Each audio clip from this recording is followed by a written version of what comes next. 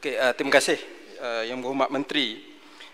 Setiausaha setuju bahawa kita perlu peruntukan lebih banyak dana R&D untuk kelangsungan industri pertahanan.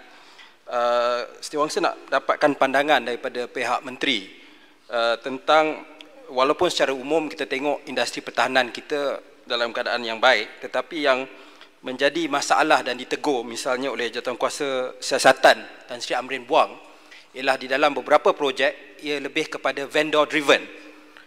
Klien seperti TLDM ataupun Angkatan Tentera ada permintaan yang lain, tetapi vendor yang dapat dengan izin diktate beberapa perolehan ketika itu yang menimbulkan masalah sehingga ke hari ini.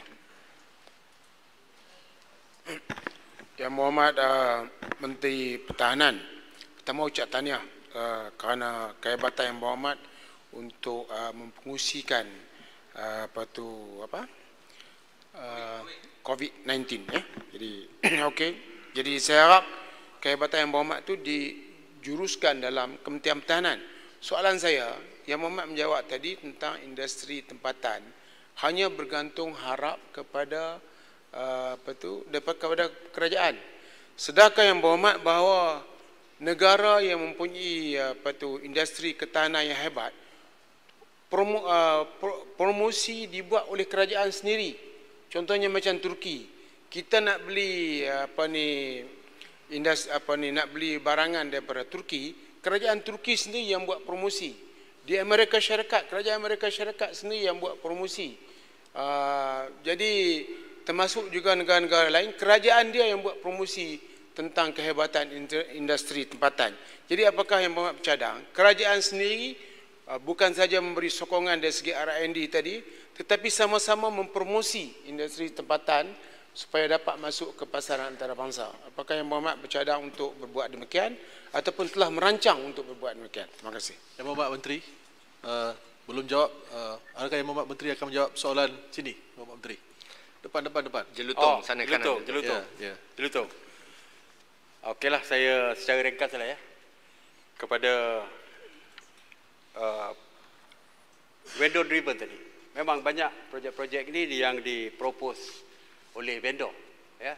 Kerana seperti saya kata tadi lah, market dia too small, jadi mereka hanya mengharapkan kepada Kementerian Pertahanan saja. Jadi inilah yang berlaku, dan sebab itulah sekarang ni kita membuat polisi bahawa kita projek-projek yang besar dan sebagainya, kita akan membuka secara international tender supaya kita dapat bawa masuk walaupun produk daripada luar yang kita tidak mampu mengeluarkan sendiri, tetapi mungkin dari segi penglibatan industri kita untuk bersama dengan mereka, mungkin boleh ada transfer of technology dan sebagainya. Kalau boleh berlaku seperti ini, akhirnya kita boleh berdiri sendiri dan sebagainya dan tidak perlukan daripada luar lagi. Tetapi seperti saya kata tadi, apa pun R&D lah yang paling penting. Arau bangkitkan tadi, ya, kita seperti saya sebutkan tadi, bahawa kerajaan yang akan membuat promosi selepas ini untuk meluaskan pasaran kepada industri players kita. Jadi selepas ini mereka tak perlu nak propose apa-apa lagi, tak perlu ada penglibatan secara langsung daripada vendor kerana mereka tidak ada pasaran. Jadi mereka mungkin tak perlu lagi memasarkan kepada ATM sendiri, tetapi boleh menghantar ke negara luar dan sebagainya. Kalau kita lihat negara-negara jiran kita, walaupun mereka hanya memasang produk tersebut, tapi ada negara jiran yang memasang pesawat terbang, angkat pesawat kapal terbang dan sebagainya. Jadi perkara inilah yang sedang akan kita usahakan, dan kajian akan membantu industri players ini.